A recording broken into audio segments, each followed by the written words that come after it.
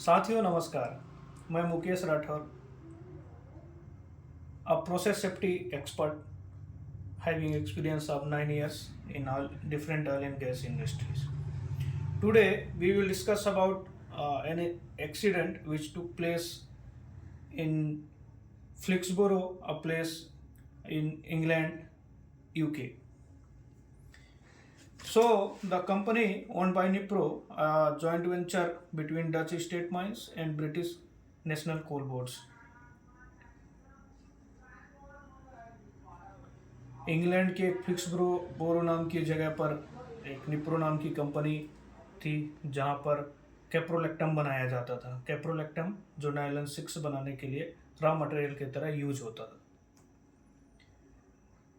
चलिए अभी हम उस प्रोसेस के बारे में समझते हैं कि पूरी प्रोसेस के दौरान कैप्रोलेक्टम कैसे बनाया जाता था। तो कैप्रोलेक्टम बनाने के लिए साइक्लोहेक्सानोन करके एक रासायनिक केमिकल है जिसका यूज किया जाता था, जिसको एयर से रिएक्शन करा करके साइक्लोहेक्सेन बनाते थे। साइक्लोहेक्सेन को प्रोसेस करके कैप्रोलेक्टम बनाया जाता था। साइक्लोहेक्सेन जो है वो बहुत ही वोलाटाइल ऑर्गेनिक कंपाउंड है और अत्यंत ज्वलनशील पदार्थ है, जिसकी फ्लैश पॉइंट 0 डिग्री सेंटीग्रेड से भी नीचे होती है और उसका जो ज्वलनशील स्तर है वो 1.3% होती है। एक तरह से कह सकते हैं कि ये पदार्थ जो है पेट्रोल के समान ही है। जिस तरह पेट्रोल में आग पकड़ती है उसी तरह साइक्लोहेक्सेन में भी तुरंत ही आग पकड़ती है। तो पूरा प्रोसेस इस तरह है कि साइक्लोहेक्सेन बनाने के लिए 6 रिएक्टर यूज होते थे। सभी रिएक्टर सीरीज में 1 to 6 थे। हर एक रिएक्टर का जो अगले वाला एडजेसेंट रिएक्टर होता था वो थोड़ा सा डाउन में रहता था। मीन्स नंबर 1 रिएक्टर यहाँ पे है तो सेकेंड नंबर यहाँ पर, थर्ड नंबर यहाँ पर आएगा। जो हाइट डिफरेंस था वो 0.355 मीटर का डिफरेंस में एक के बाद एक नीचे था। दो रिएक्टर के बीच की जो डिस्टेंस थी वो अराउंड 1.3 मीटर थी और 1.7 मीटर डाया के पाइपलाइन से कनेक्ट होती थी। सभी रिएक्टर छः के 6 रिएक्टर पूरे एक सीरीज में थे। जो रिएक्टर की अभी हम संरचना समझेंगे कि रिएक्टर की जो डायामीटर थी वो 3 मीटर थी और हाइट जो थी वो 6 मीटर थी प्रत्येक रिएक्टर की। अभी देखेंगे हम कि स्टेनलेस स्टील का रिएक्टर बनाएंगे तो वो जो उसका कीमत है वो माइल्ड स्टील से 10 गुना ज़्यादा कीमत होती थी।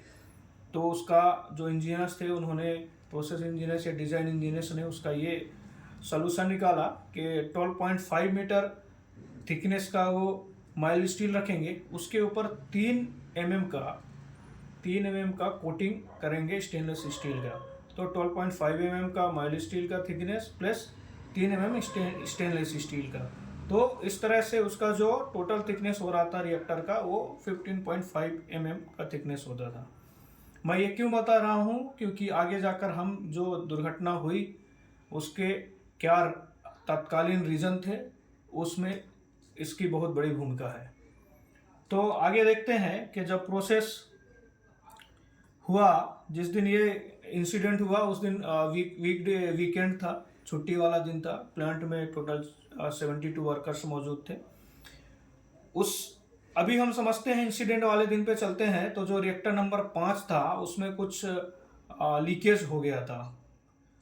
तो उसमें क्रैक्स आए थे, क्रैक्स के कारण लीकेज आया था। तो क्रैक्स को हटाना, जल्दबाजी में हटाना इतना सुनिश्चित नहीं था, इसलिए उन्होंने, जो उनका प्रोसेस इंजीनियर डिज़ाइनर थे या ऑपरेटर थे, उन्होंने क्या किया कि तय किया कि जो 5 नंबर रिएक्टर है उसको हटा के और 4 और 6 को एक साथ जोड़ देंगे।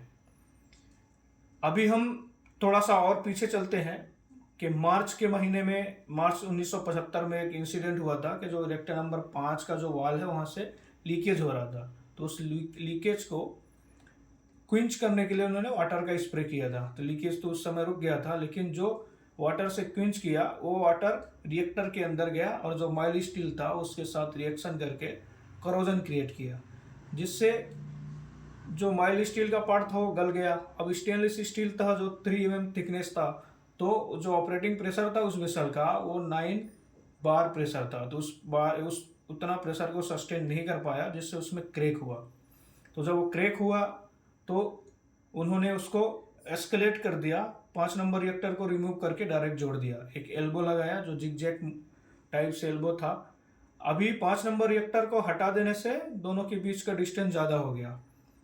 1 जून 1974 को दोपहर के समय, छुट्टी वाला दिन था, उस समय क्या हुआ कि जो एल्बो लगाए थे 4 नंबर और 6 नंबर रिएक्टर के बीच में, 5 नंबर रिएक्टर को हटाकर वहाँ से लीकेज स्टार्ट होता है। वो जो एल्बो था उस प्रेशर को झेल नहीं पाया, सस्टेन नहीं कर पाया, टॉलरेट नहीं कर पाया, और वो ब्रेक होता है और वहाँ से साइक्लोहेक्सेन का लीकेज स्टार्ट होता है। चूँकि हमने पहले भी बताया कि cyclohexane highly volatile organic compound है, वो वातावरण में फैलता गया, उसके जो वाष्प थे, वेपर्स थे, वातावरण में फैल जाता है, और नियर बाई इंडस्ट्री में जो कहीं पे कुछ हाइड्रोजन प्रोसेस हो रहा था, वहाँ से एक चिंगारी मिलती है और पूरी प्लांट जल जाती है।